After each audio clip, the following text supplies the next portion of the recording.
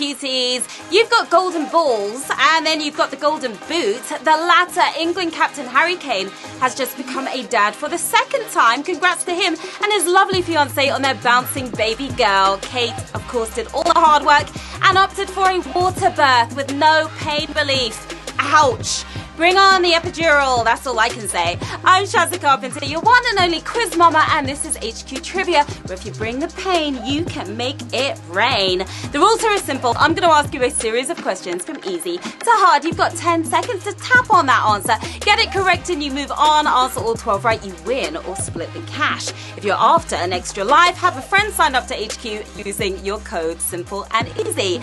Now tonight we are giving away a reproductive £1,000. That's enough for a romantic getaway with your bae. Who knows what that could lead to 9 months from now, or a year's worth of nappies. But before you withdraw it, you've got to score it, and thanks to Becky Bates for that one. Let's get to the quizzing. Here we go with Q1. According to the saying, too many of what spoil the broth? Clowns, cooks, civil engineers.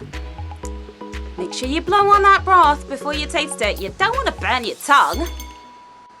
Even one clown is one too many, but they've been left out of this one altogether, leaving civil engineers to their concrete. It's too many cooks who spoil the broth, isn't it? Yes, they do. They spoil it every time. 111,000 after you took a taste of it. Anyway, we aren't sure where the proverb came from, so that broth must have been fatally bad. Q2. Which of these is the name of a cereal mascot? Derek the Demon, Tony the Tiger, Simon the Snake. And it's great! If you went for Derek the Demon, I think you're getting your cereal and your exorcism confused. The frosty feline himself, it's Tony the Tiger. And who is on the prowl? 109,000 of you are. Tigers may be endangered in the wild, but they've been thriving on our breakfast table since the 50s. Turn up the volume, everyone, because it's shout-out time. Happy birthday to James Lidsey, a very special HQT out there. Happy birthday, Luke Hill and Bethany Seymour, too. And the world's best mom, Karen, is 56 today. Hope you had an awesome day, all of you guys. Hello to Dan Sponder. Gallowgate Upper wants to remind you to take your sausages out of the oven. Sounds suspect. And hi to Clayton, Jen, and Sophia playing from Edinburgh Uni Library, taking a much-needed HQ break. Good luck to all of you. Moving on to Q3. Which of the following means the opposite of the word contraction? Reduction, expansion, compression. The antonym to contraction? What could it be? Well, contractions are a right pain in the stomach. Kate knows. But what is Dr. Dictionary's solution? Getting your bloat on. It's expansion. That's what we're talking about. And you are stretching on to the next round. 81,662 of you. Contraction means the process of getting smaller, so it's worth reading that small print before you sign one. Q4. Actually, before we go there, don't forget tomorrow night we have our tech trivia special. Are you up for the tech challenge? That's happening at 9 p.m. BST, and it's going to be a whole lot of fun. Now we're ready for Q4, aren't we? Yes, we are. Maradona claimed that which of these helped him score a World Cup goal against England? Shilton sideburns, the people's elbow, the hand of God. Ooh, this was a sporting scandal, this one. The Argentinian's second goal was all him, yes, but who helped out with his first one? The holiest of handballs. It was the hand of God, he said, and that was absolute blasphemy. 80,194 of you remember that. You handled that well. Any ref with eyeballs should have disallowed that first goal, but even Shilton's sideburns couldn't stop the sequel. Nah, it couldn't. Q5. Which of the following is a capital city? Karachi, Jeddah, Abu Dhabi. They all sound the parts. They all sound like capitals, but only one of them is. 3. Stunning Asian cityscapes, but which is the only one with capital status here? Rocking 2 capital letters, just to be sure. It's Abu Dhabi. Abu Dhabi is the city in question. 32,000 if you got that right. I'm going to go with a savage question here on Q5 because 46,000 of you are out of the game, sadly. 32,092 of you capitalizing on this one. Dubai may steal the headlines, but Abu Dhabi is the actual capital of the United Arab Emirates. I want to take a trip there. Need a little holiday.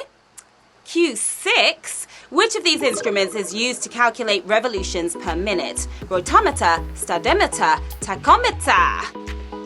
You'll be spinning your wheels if you don't know this one.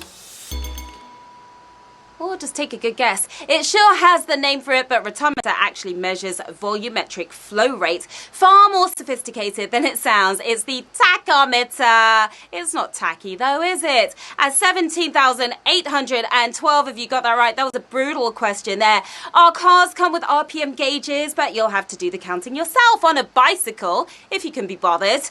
We're halfway. It's Q7. The first Hollywood feature movie shown on a flight was an adaptation of whose work? Agatha Christie, Arthur Conan Doyle, H.G. Wells.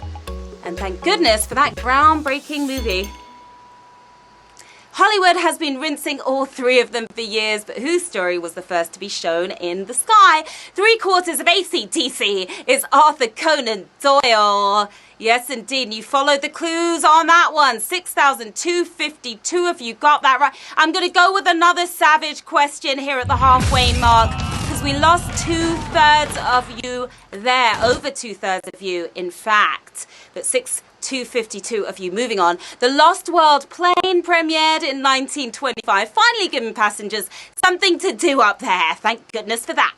Q8. Who was British Prime Minister during the abdication crisis? Neville Chamberlain, Stanley Baldwin, Ramsay MacDonald. This was another big scandal we had on our hands. Eddie VIII left the throne to marry an American divorcee, but who stayed where he was in number 10? The eldest of the Hollywood brothers. It's Stanley Baldwin we're talking about here. He was large and in charge. 2,558 of you. Another brutal one right there. Baldwin told Edward he had to choose his country or his lady.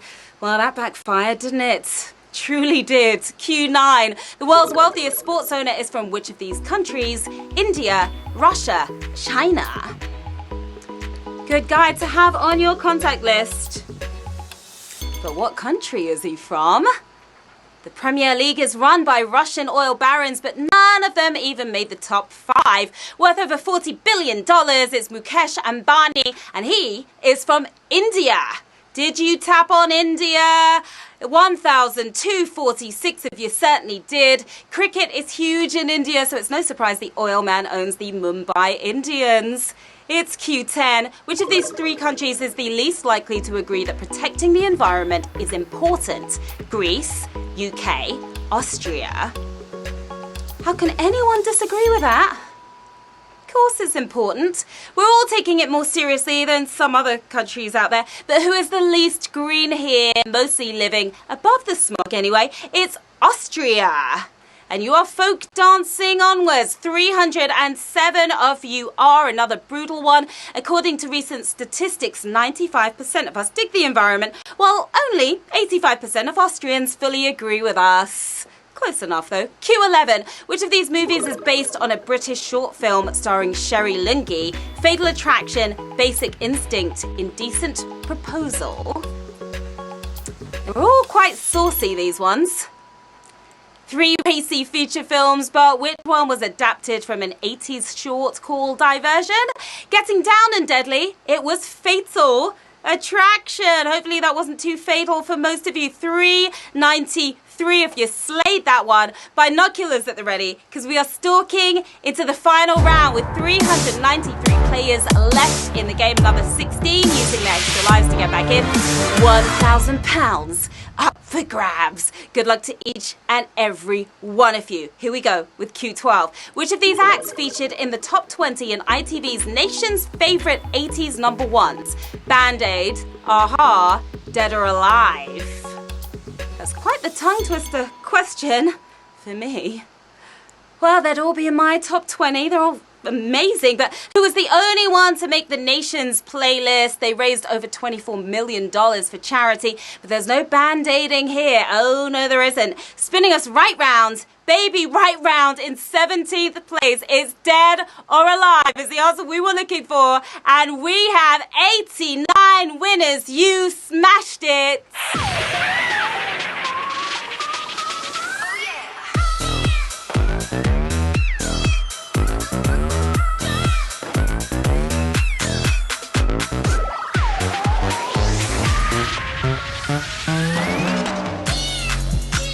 Congratulations to our 89 winners, from over 100,000 to just 89 of you left standing. You're totally slayed. You are taking home £11 and 24p. Well done. We've got Shuvo65. We've got Elsa Ray. We've got Sean Cuds and King Crago and a few others as well. Well done to each and every one of you. What are you going to do with that £11 and 24p? Maybe get some of that delicious broth that's been spoiled by all those cooks. Hang with Tony the Tiger because he's great. Or save up for Abu Dhabi. Only need like 5,000 more pounds for that. Many have come, but few have conquered, and you did tonight. You certainly did. Well done again, everyone. I'm Sharon Carpenter, and you can reach me on the socials anytime, any place, anywhere, within reason, of course. And we will be back tomorrow at 3 p.m. for 12 more rounds of epic trivia and a cash prize of £1,000. Funny and money all rolled into one. What's better than that? That's it from me for now. But have an awesome rest of the night, and I will see you very soon. Bye, everyone.